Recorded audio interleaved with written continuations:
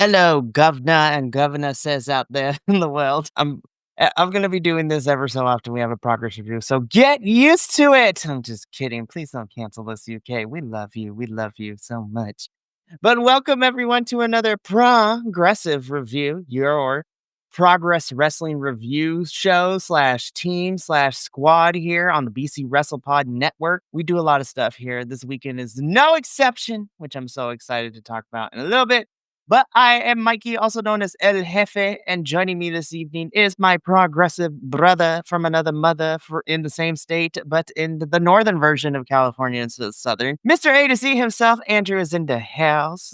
I've missed you. I know it's been too long. It's been a while since we've done a wrestling review. It really has. Like an actual review. I mean, we were together for Bash at the Ballpark, but that was a watch along. But yeah, it's been almost a whole entire month because last time we did a review together was for Ordinary People. So that was at the beginning of the month, and now we close out July with our final review of the month, which is Chapter 182 of Progress Wrestling, Stay Humble, which, took place Sunday, July 27th. I'm excited to talk about this because this is leading up to 100 Volts happening at the end of August, and we already got some crazy matches set up because of the show. But before we get into all of that, a bit of housekeeping, if you will. If however you found us, whether through a friend, the algorithm, or just randomly be like, Progress Wrestling, what's this? Who are these two dudes? Well, I'm glad somehow you've managed to find us anyways. But if you would be so kind to subscribe to YouTube, follow us on Twitch and Kick. But if you cannot, sit and watch a whole entire review for an hour or sometimes two, as we found out earlier this week, we still would love for you to participate in our little community and be an active part of it. You can follow us all over the social medias on any social media site, Facebook, Instagram, Threads, Blue Sky. We have a whole bunch of stuff at BC WrestlePod where you can read our report cards for all the pay-per-views and special events and weekly television shows, as well as keep up to date with all of our reviews, as well as previewing the weekly shows. So that way, be like, should I be tuning into television this week? And the answer to that is maybe. It depends on what's going on, because sometimes these cards be looking like, all right, well, it's because of the content that I'm watching this, but sometimes you're also very excited. Just like I was excited for Stay Humble. Last but not least, if you want to support us in a different way and you want to rep us everywhere you go, we have some merchandise available for you. Link in the chat for all the places that this is currently streaming at. We are at BC WrestlePod shop.fourthwall.com. We have review merch for all our review teams. Summer collection, Pride collection, anti-establishment collection. It is a great time. We love it. We're all about power to the peoples, especially like these people. So this is like, and all that jazz. No, but I'm excited. Alrighty. I got that out of the way. Let's get into why we're really here tonight. We are here to review, once again, Chapter 182, Stay Humble. And, oh, man, at first, I had to watch it a second time because upon first watch through, because I watched it on Sunday, I like some stuff, not sure about other things. Maybe a second watch through will probably change my mind. And for the most part, on certain things, it did, especially since it's been the last couple of days we've been getting announcements for 100 Volts. I do still have one big thing that we're going to talk about towards the tail end. I'll just preview it here. I feel like the card order was a little weird. We could have placed certain things differently for it to flow, but I still enjoyed everything I saw. So yeah, let's just get into it then, because we kick Stay Humble, of course, our lovely host who is always here, Jerry. We love Jerry so much. But we kick Stay Humble off with our first match. This is, of course, Tate Mayfair's taking on a returning Adam Max Ted. So, of course, Love Island UK alum, Adam, taking on our lovable boy, Tate. I thought this was a fun match. Yeah. Here's my thing.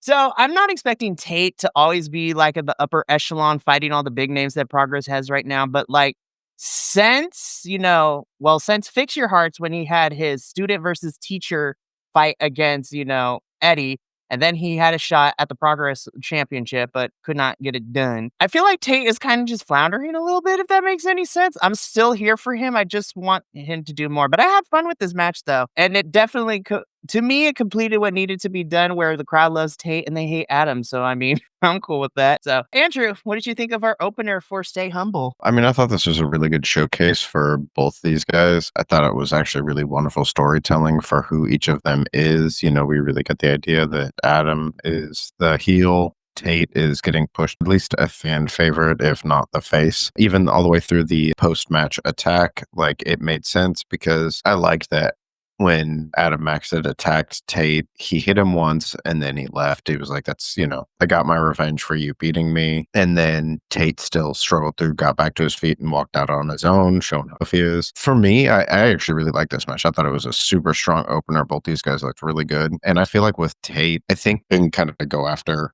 whatever title he might be going. I realized I was muted. I was gonna say, I was gonna type in there. I was like, I can't hear you, but I don't know if I'm just glitching or what. Now that you put it in that perspective, I think I'm more okay now with this match than I was initially, especially since Tate did have some pretty good showings earlier this year, and he's still being showcased and all that stuff. So I would like to see Adam and Tate run it back one more time. We're gonna talk about Charlie because I think he had the biggest surprise for me this whole entire episode, which I was pleasantly surprised in a good way. But we move on to our second match, which was a number one contendership match for the Proteus World Championship. This has been brewing. Well, this has been brewing all year so far. It has led to this point. Simon Miller versus, our lovable twat. I want to be Charles Crowley when I grow up, you guys. I want to be wrestling and also be walking around in a thing suit. Let's talk about this match because I actually really enjoyed it. I think Simon and Crowley have some really fun chemistry together for me. I think they play off of each other very well. This was very fun. They're just like, listen, we kind of respect each other, but I'm also going to punch you in the face kind of mentality because there is a number one contendership on the line. So there is a lot of playfulness and then a lot of, playfulness, but also getting the digs in. I thought this was fun. We didn't get a finite finish though, because we got the return of Mr. Bullet coming in, wrecking house for Simon Miller and Charles Crowley. Bullet gets on the mic and talks about he's here to remind everyone what a Proteus championship is supposed to look like. And I'm like, I smell a fatal four-way, maybe 100 volts. So we'll see if my instinct is correct. But Andrew, what did we think of our Proteus World Championship number one contenders match? I mean, I'll kind of work my way backwards. I am not a huge fan of when they do no contest, no finished things. There were two in this card, and I actually had no problem with both of them because of what I was hoping would get set up. And then it looks like they're doing that. I wanted this even before the interference. I wanted Simon Miller and Charles Crowley to somehow not have a clean finish in this. So we got a triple threat for the title. And Bullet looked cool coming back. He looked super dangerous. Like he just looked like a beast. So if this is a fatal four-way that we get or whatever, but I just love that Simon Miller and Charles Crowley are still in this because I want this story and this feud. Both of these two, like their characters are so great to be feuding with each other and around the Proteus title when he can be there. Paul Walter Hauser he's another good mix in there. And I love that Bullet is just trying to be the like serious badass wrestler with these two and in some cases three ridiculous characters. But at the same time, this match was a great example of how really good Simon Miller and Charles Crowley are in the ring and how good they are with character work, because the fact that they can do their character work while also being surprisingly really good at what they do. I love watching both these two wrestle each other. I want to see more of it, and I want to see them feud over the title as well. So I'm here to see more of it. I thought this was a really fun match, and I like that. I felt like this was a step up. Everything, kind of going forward felt like, okay, this was another step up. Like we're ramping up the energy of this card. You would think I would know this by now. Anywho, I'll get this right at one point or another. Say- Excited. Yeah. I say make it a fatal four-way elimination match. Get crazy with it. Just go buck wild. Falls count anywhere. Let's go. Who knows? Crazier things have happened. But hopefully we'll see what happens as the weeks go by, and we'll see what other kinds of matches, like if we do get a fatal four-way, because we've already have some solid matches announced for 100 volts. But we'll get to that at the end of the show when we preview what we have so far, because right now, okay, so let's get into this. So we have I love this so much. We have an Atlas World Championship tables match right now. This has been a match in the making. This is, of course, our Atlas World Champion, Axel Tischer, taking on Mike D. This match was wild. I was like, and when they pulled out the tables, I'm like, oh, it's not the regular tables. Oh, this is going to hurt. And it looked like it hurt a lot. I love Axel Tischer, from his time in Imperium and NXT and all that good stuff. But I've been enjoying him and Mr. Damo over in the UK. I love it all the time. But Mike D, man, I've been becoming such a big fan of Mike D over this year since, we got to see him in Vegas and even earlier. This tables match was a lot of fun. That ending sequence, though, I was like, oh my God, I think Axel is dead. Hey, I thought he metaphorically died. But no, we got it. We got Axel goes through the table and your winner and new Atlas World Champion, Mike D. Andrew, what did we think of our tables match? This has been a while in the making, too. I was surprised. Good on Mike D. I love that Progress didn't just abandon this match when it fell through when it was supposed to be in Vegas. To nobody's fault. There were travel issues and everything. So I'm happy that they held on to this. And I feel like it actually made it a bigger match because there was this anticipation to it. So good on him. Congrats to the new champ. I thought the match was, it was a hard hitting match. It was really good. I really liked it. But yeah, that finish was rough. I was worried that Mike D hurt his leg, that Axel, I hope he's okay because that first table broke because when Mike D slipped, he didn't go as far as he was supposed to. So that first table broke, but the second one just hit the back of his head and then he was laying there the rest of the time. So I just hope that they're both all good because I want to see more from both of them. And I look forward to seeing what they're going to do with Mike D as the Atlas champion. I really do. And again, Mike D is new. Well, I can't. Mike D is newer to us, but I've become such a big fan because I feel that there is something about not even just UK, European power wrestlers that just literally are built different, so to speak. His forearm that he does when he gets a running start, I'm like, somebody's about to get decapitated, and I'm kind of here for it. Like, ooh, but I'm excited. I didn't realize that Axel held this championship for so long too. When commentary was mentioning it during the entrances, I'm like, oh my goodness, that is a very long time. And so, but I also agree that despite travel issues and it being quite some time, because this encounter was supposed to happen back in April, it is currently July. So this is 3 months in the making. But I'm so glad that they decided not to bypass this and scrap this match whatsoever. And then, of course, I really do appreciate that this was a tables match because it's going to set up for all the crazy stuff we're seeing at 100 volts when we get to a certain promo segment later in the show. But Mike DeVecchio is your new Atlas World Champion. I'm excited to see where his title reign goes and who is going to step up to face the big man, the Belgian machine, if you will, first. So that's going to be interesting. I'm not saying I need big boy versus big boy, but I would love in the future to see Mike D versus Will Cruz, especially we'll see what Will has picked up in Japan in Noah, which is crazy. So excited. But we move on from this. We get a little bit. I was like, an intermission? What is happening? But it's okay. There was a lot of setup for this because technically looking at the card, I was like, there's not a lot of wrestling, but that is okay. Let's get into this one. This was the biggest surprise, and Charlie Sterling at the end of this match was me as well. I was like, but like in the best way possible. I love this. So this is a simple one-on-one match. Charlie Sterling versus the Black Swan. Car Noir needs to go to Mexico because I think he would be the biggest pop for any exotic, any promotion. I love Car Noir's aesthetic. I was like, he's a theater kid turned wrestler, and I'm here for it. But this was just a simple singles match. We continue to see Charlie Sterling make a name for himself as a singles wrestler. I think in-ring wise, this was probably my favorite, like in-ring wise, like the actual wrestling portion of it. My actual favorite match would come later, but like overall picture. But just looking at from a technical wrestling standpoint, I think this was probably my favorite match because again, Car Noir definitely at the top of your roster for Progress Wrestling. But Charlie Sterling over here too. I forget for how long he's been in Progress too. He may now just be a singles competitor, but he's been here for quite some time too from my research as well. So I was excited to see this match. Last time we saw both of these men, Car Noir could not capture the championship from Luke Jacobs at Far From Ordinary People. And Charlie Sterling was killing it in Super Strong Style 16 too, where he made it very, very far in that tournament. This was a really fun back and forth. The counters were great. The British catch style of wrestling was there.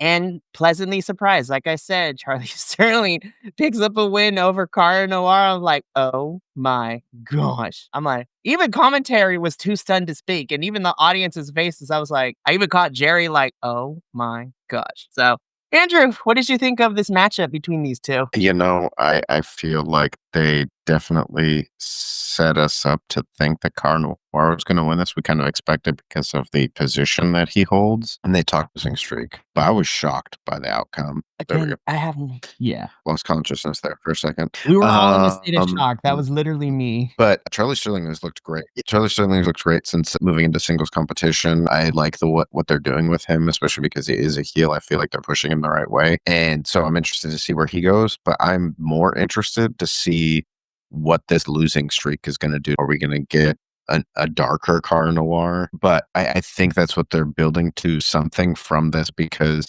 I think Car Noir is now 0-4 since returning, or maybe he's 1-4 because I think he won one match. But since returning, he's now on I think a 4-match losing streak. So I think something's coming from this, and I'm really excited to see where it goes because I think that's going to be a really exciting story to tell with him. I think so too. And again, I love here's the thing, and we've seen it in other promotions that we watch and just the history of wrestling too. Usually your big baby face, when they continue on a losing streak, obviously they're gonna go down a darker path. That's the storytelling trope that most heroes in literature and other mediums tend to go down to. What I'm interested to see is which of those two divergent paths that Car Noir goes on. Do we see him go into a downward spiral, but then become the underdog once again and then fight his way up? Or do we see him spiral down, but then he becomes the villain of the story and starts going after it? Because I'm here for either or, honestly, especially because the last time Car Noir was in this position where he was the underdog was when he was in that amazing feud with Spike Trivet not too long ago in Progress, too, because those two had a crazy feud. I actually found time to watch all their matches. I'm excited to see where Charlie goes too, because beating Car Noir has to set something up in some capacity, whether it's for the Progress Championship, Proteus, Atlas. Listen, Charlie versus Mike D would be nuts. I'm not even going front, but I'm excited to see where both of them go. So this, for in ring wise, was so much fun. The result was shocking, but like in a very good way. So this was a lot of fun for sure. But we got to move on though. So this one was a little bit of a short match. We were supposed to get Session Moth versus Lana Austin. But Lana, of course, gets on the mic beforehand. It's just like, so like, yeah, I kind of hurt myself. Yeah. So I was like, girl, bye. I was like, heck no, but I'm here for this. So of course, Holly over here is trying to get in the good graces of Lana and that she says they're friends and everything. So Lana's like, Holly, if you're my friend, you'll wrestle and beat Session. And if you win, we could come besties, essentially. And as soon as this is the end for you, and sure enough, she tried her hardest. She tried her little heart out. But unfortunately, Session Moth would beat her in a matter of like 7 minutes. And I'm like, well, there goes that. So Lana Austin was able to get away with facing Session Moth, but when we preview 100 volts, she has nowhere to escape because Miss Alexis Falcon ain't gonna let that slide. I mean, this was one of the parts where, upon second watch through, I was like, okay, I'm not as mad as I was originally. I was like, why are we wasting my time? But you know what? Not every character in Progress, whether it's the men's or women's division, has to be like, we're gonna wrestle and throw everything at the wall and see what sticks. Sometimes we need just some characters be like, well, for all intents and purposes, we need heels in wrestling. We're like, I'm gonna try everything I can, but fight you. So we're good. So I wasn't as mad at this, especially since, it seems that Holly is probably going to have some sway coming up at 100 volts because she was not having it with Lana at the end of this. So, all right. But Andrew, I got to turn it over to you. So, two questions. What did you think of the match? And then what did you think of Lana Austin's shenanigans? So, this match was a classic lackey taking the fall for their idol, the person that they're kind of trying to follow around. If it follows the formula, obviously we're going to get to a point where it's going to be Lana versus Holly in some capacity. So I wasn't as mad with it because when it happened, we kind of knew what was gonna happen. I am glad that we're getting a storyline build here. Like obviously we know that this is going somewhere, or it should, that we're obviously going to build with the Lana Austin and Holly Barlow, story that's going on with the two of them, and Lana trying to take advantage of Holly. So it'll be interesting to see where we build from that. It's nice to have a story, especially because in Progress, there's only one women's title. So we're getting another women's story, especially with Kanji kind of being folded into the title picture, which we'll talk about later. So it's nice to have this other story going on. That aside, the match wasn't much to see. It was a lot more storytelling than it was in ring action. But I will say, from the few matches that I've seen of Holly Barlow, I really like what I'm seeing because I get the idea that the performer is a much better wrestler than the character. She seems really interesting, and I want to see more from her once she kind of turns it up or Lana turns on her or whatever. Because I feel like we get to see a lot of her like doing something and then getting distracted because she's trying to impress Lana. I think there's more to see from her, so I'm interested to see what we get from that. This was definitely, and I don't want to say it was kind of a breather from those matches because it was just like ramping it up, and so I was kind of I felt like some of the momentum got lost, but then it like picked up a little bit with the promo that came after this, and then the main event. I mean, it brought everything right back. So I could see this as being placed somewhere else where it wouldn't have felt as much of a like, oh, okay, we're going to slow down here a little bit. Okay, now let's go back again. But like I said, storytelling, great. Want to see more of it. Look forward to see what we're going to get from that. All of these performers. So yeah, Absolutely. So we will see what is going to go down with Lana and Holly and especially Alexis Falcon come 100 volts, which, we'll talk about that as we preview it, chapter 183 at the end of this. But, I was very happy because we rarely get like these promo esque type segments, at least so far from what we've been watching in progress this year. So we get a face to face, and according to commentary and the internet, the last time we had a face to face in progress, things got crazy. This one was a little bit but we get the face to face. We have Luke Jacobs coming out to face his new challenger. Man like this has earned a shot at the Progress World Championship by winning the Super Strong Style 16 tournament back in May. And there's a lot of history between these two. Of course, there's history between man like Darice and Luke Jacobs' protege, Ethan Allen, as well. But I didn't know that Darice, this is going to be the fifth time, I think they said. The fifth or, oh my gosh, the seventh time. Six, sorry. sorry.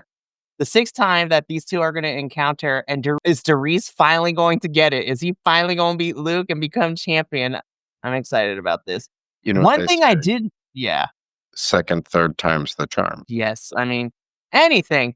I will say the one thing that I did find interesting though is because what started this off is that we had Luke and Ethan Allen. Ethan gets a chair and sits in the corner to watch it like he's about to watch a verbal smackdown. Darice comes out. There's a little bit of back and forth. Luke tells Ethan he needs to go. Be like, I am excited. Like, I'm underplaying it, but holy crap, Andrew, a TLC match in progress. This is about to be wild. Yeah, I was super excited when they announced that. That's going to be crazy. Obviously, main I event. mean, it has to main event. I mean, well, honestly, yeah, this has to be main eventing Yeah, because with that this is, stipulation. oh man, this is going to be a crazy, crazy fight. And I'm I super excited. I will say I appreciate what they did with this face to face because face to face contract signing, whatever you want to call them, or Somebody they always goes to the table. yeah, it always ends up the same way. But I will say what I really appreciated about this, especially because we just had the two of them for the bulk of this, face off, facing against each other, is, we got some backstory from not only like about each of them, but we also got backstory about them against each other and in the company. We got to hear from both sides. So it was like, yeah, Luke Jacobs is basically the heel of this and Man Like Darius is the face. But we got this kind of story of like, they're both two young, hungry guys who have been working so hard, in their home country, in Europe, internationally, in professional wrestling to get to where they are.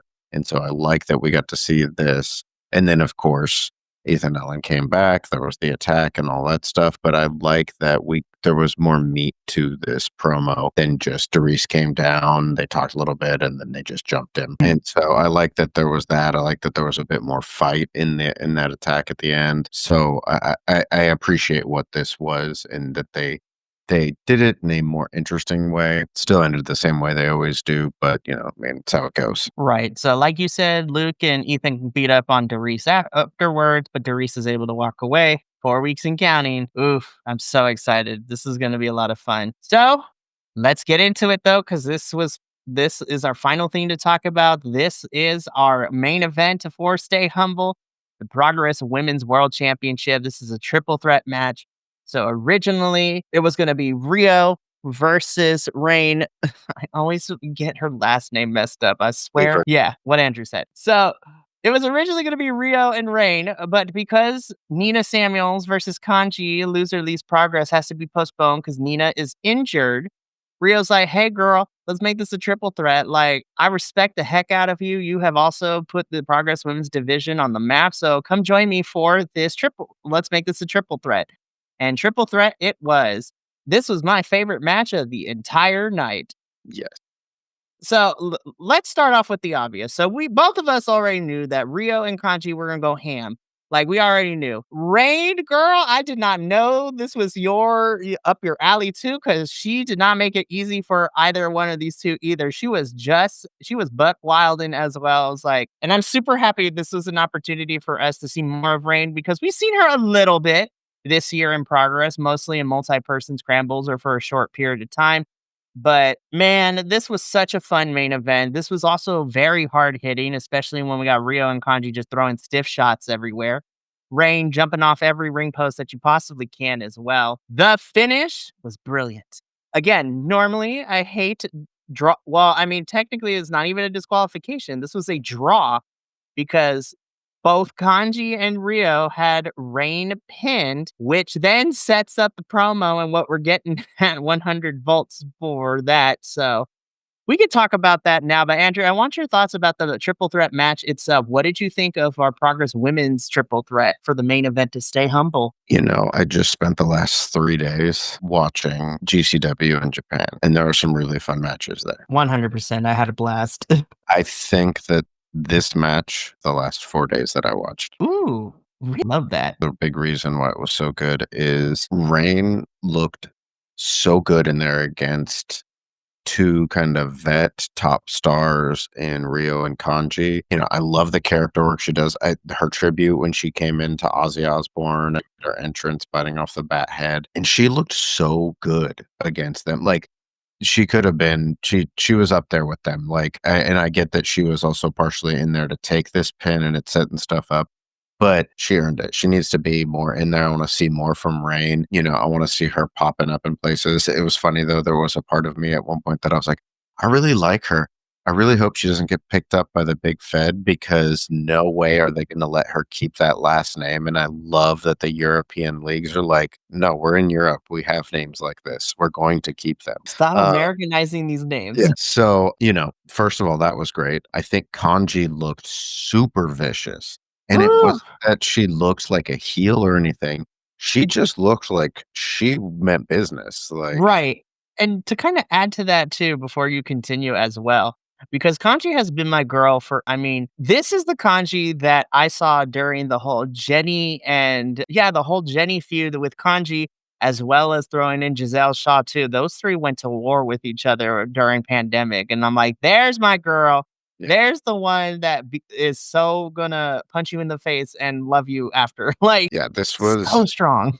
this was, I think, the best showing I've seen from Kanji since she's come back. And so then you had Rio who was in there. And I honestly loved the fact that Rio took a lot of the beating in this match because not only did it give time for the other two to shine in this, which I think is really important in a championship match. You want to see that the title contenders are title contenders. Like we want to see they're challenging for this title. But it also gave Rio the chance to come back and show that she's a beast too, that she can take this damage and she's not going to quit. And so I thought they all just really shined in this. I was super excited. It brought stock up for all three of them for me. I want to see more matches between any of them. And I the fact, I like this again, I said it before with the other matches, I don't mind this kind of no finish because I love that it's set up. We're getting Rio versus Kanji. I can't wait to see that because that match is going to be so good. But I also want to see Rain. Like, let's see Rain back in there wrestling some other people too, because I want to see her just like wrecking people. Love her style, love her in-ring work. Super entertaining. Mad props to all three of these performers. Like I said, this was my match of the night, and it wasn't the weekend, but my week of wrestling. This was my match of the events that I watched this week. So I will say I've had such a blast this weekend too, and I agree with you. I think this is Well, okay. Internationally, this is probably my favorite match so far this week. I have to see how this Friday CMLL goes, especially, a certain Maxwell Jacob Freeman coming in this Friday for CMLL. But I think internationally, this is probably my favorite. And I know this is such a cop out, but man, that Javon Evans Wesley match from Tuesday was buck wild. And the fact that it was on my television screen and not a pay per view was wild. I was like, these boys are giving me pay per view worthy match on my television screen. Shawn Michaels, fix this right now. Damn, man. But I love this. So I mentioned this while we were kind of setting it up this match that this ends in a double pin draw because both Kanji and Rio both have Rain pinned. Kanji believes she wins. Rio believes she has it won. The refs, get together, they talk about it. Jerry announces that it's a draw, and Kanji and Rio kind of have a bit of a tiff afterwards with each other, where Kanji feels like she got screwed out of winning. Rio, I love Rio getting in her face, be like, "Did you see where my shoulders pinned?" I was just like, and the internet, she's like, Rio gets on the mic, and you know what? Right, she has a crash out, but rightfully so. She's like, "I'm tired of the disrespect." I'm like, I've been putting this women's division on the map. I've been carrying it to all through the UK, all through Germany, all through the other countries. And I'm tired of all the women not showing respect for me and carrying this division on my back. And she kept telling Kanji, "Did you see my shoulders pinned on the map? Let the social media team post it later to show that it was not on the mat. You did not pin me. But we can't but Rio's like, We can't leave this to chance, and I'm not gonna leave it as chance as champion. So 100 volts, me, you, mano y mano for the Progress Women's World Champion." And I was just like, "Sold. Here we go. Round 2 at 100 volts." I'm like, "Oh, I'm so excited." Yeah, it's gonna be awesome. I mean, just those 2 matches that they announced on this card for 100 volts were enough that I was already excited for 100 volts. I'm so excited. This is gonna be so good. But Rio and Kanji accepts, and Rio and Kanji are just mean mugging each other as Stay Humble goes off the air. This was a really fun show, and this was such a fun way to build up to 100 volts. So, chapter 182 comes to a close here. Let's talk about chapter 183 because we are 4 weeks out from 100 volts, which is the historic 100th show in the Electric Ballroom. So, we're going to talk about that. And then we also going to talk about some announcements that got made during the show, too. 100 volts is already stacked up. We have not one, but we have 5 matches. Well, technically 4, and then we probably have an additional 5. We already have a bunch of matches made. So let's start with some of the non-title. Well, there's only one non-title match so far, and that is, of course, Lana Austin versus Alexis Falcon. So those two are going to hopefully finally come to blows at 100 volts. But let's talk about these 4 championship matches. So while it has not been officially finalized with the participants, we know that Paul Walter Hauser is going to be defending that Proteus championship at 100 volts. And my guess is it's going to be fatal 4-way between Paul, Crowley, Simon, Miller, and of course, Bullet, I think is going to be a part of that too in some capacity. So already sold me on that. But then during the show, we get an announcement that we're getting a round 2 for the tag team championships, Lycos Gym versus Sunshine Machine. I'm so ready for that match too. I'm so excited. I mean, of course, I love Lycos Gym, but I've become such a big Sunshine Machine fan this year too. So I cannot wait. But now let's talk about this. So we already said a lot about it, but Kanji versus Rio. I'm so ready for this. But then, of course, what I'm hoping is main eventing, and I think should main event the TLC match for the Progress Men's Championship, Luke Jacobs versus Man Like Drew. But yeah, 100 volts is shaping up to be crazy. And then they decided to double down on the crazy too, because then they gave us chapter 184, Camden Lockup. And it's like, oh, cool, we have our September event. Wait, why does that date look familiar? And then, of course, I had to look at my calendar. I'm like, oh my God, we're getting a double dose of wrestling that day in the UK because it's gonna be Camden Lockup followed by GCW's Josh Barnett's Bloodsport London. I'm like, I smell watch-alongs. I'm just kidding. I don't know, man. We'll figure something out. I was just like, GCW. Also, the day before, too, as announced earlier this week, we're getting the UK version of Effie's Big Gay Brunt. So I'm just like, the UK is about to go be on and popping last week of September. Well, and we could see both members of Boisterous Behavior pick up in just within a couple months of each other. So Speaking of Leon Slater, he's about to be popping up in some GCW shows in September, which makes me excited. We'll talk afterwards. But yeah, Stay Humble was a lot of fun, and it was such a fun way to set up 100 volts. I cannot wait. I know it's 4 weeks away, and so we still got to wait through it, but I'm anticipating 100 volts. I'm so excited. That's gonna be a lot of wrestling that weekend because, I mean, thank goodness we're reviewing it on Thursday, but there's 100 volts. That weekend is just jam-packed because we got Homecoming for GCW. We have Forbidden Door happening that weekend as well. Heat Wave for NXT, which I know I was just like, "Stop putting your pay-per-views against AEW," but it is what it is, and I'm excited. I'm on the train that I'm hoping Javon dethrones Oba at Heatwave. We'll see what happens with all of mm, that. But that's going to be it for us here at the Progressive Review. Andrew and I will be back at the end of August to review 100 Volts. And then we lead through September and October. And eventually all roads lead to Vendetta 3, which I'm so excited for too, because I got some glimpses of Vendetta 2. And I was just like, oh my God, this is about to be crazy. I'm excited. Because from what I understand, Vendetta is like the big all end all show for Progress. And I'm like, I mean, it's called Vendetta, duh. But Andrew and I got to get up on out of here. But fear not, because we have a jam packed weekend starting tomorrow. As you saw in our commercial earlier at the beginning of the show, tomorrow evening, Andrew, Adolfo, and our newest BC WrestlePod family member, Benny, we'll be doing a live watch along for GCW's Hit 'em Up. I'm excited. I'm so sad I don't get to watch it with you. sure. I was just like, I'm at the behest of my family, so I can't. But I am excited though to be here for Saturday morning for GCW's Bloodsport. They announced so many matches, and I'm just like, oh my God, this card looks so good. I mean, like we got the likes of like Jonathan Gresham, Mm. Natty Yeah, versus Masha is gonna be great. Dominic Jonathan Guarini. Gresham versus Pete Dunne. Yeah, that match is gonna be. Let me just read you these matches though, because they announced a lot like within the hour too. I was just like, oh boy. So I just want to get run through these matches. So Natty versus Masha, Janai Kai versus Jordan Blade's gonna be crazy too. I love Janai so much. As you said, Pete Dunne versus Jonathan Gresham. Timmy Turner, Timothy Thatcher versus Slade. Oh my God, that's gonna be crazy. Making his GCW Bloodsport debut, Nick Camarado versus Simon Gotch. So that's gonna be a lot of fun.